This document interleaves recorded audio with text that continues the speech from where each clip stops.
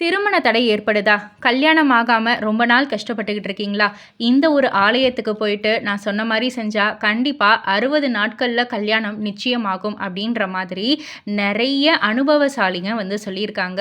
அது எந்த கோயில் அப்படின்னு வந்து கேட்டீங்கன்னா, கும்பகோணம் அருகிலுள்ள சிவத்தலம் இன்னம்பூர்.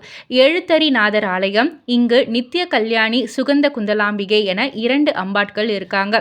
கல்யாண வரம் வேண்டுவோர் ஆண்கள் அப்படின்னா 60 மஞ்சள் கிழங்குகளும், பெண்கள் அப்படின்னா 61 மஞ்சள் கிழங்குகளும், அவற்றுடன் தேங்காய் பழம், எலுமிச்சம்பழம், மாலை எல்லாம் வாங்கி கொண்டு பௌர்ணமி தினத்துல அம்பாள் சன்னதியில சமர்ப்பிக்கணும்.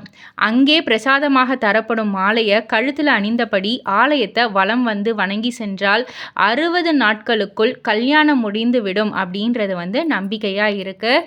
இது வந்து நிறைய அனுபவசாலிகள், நடந்தவர்களே வந்து கூறிய ஒரு செய்தியா இருக்கு.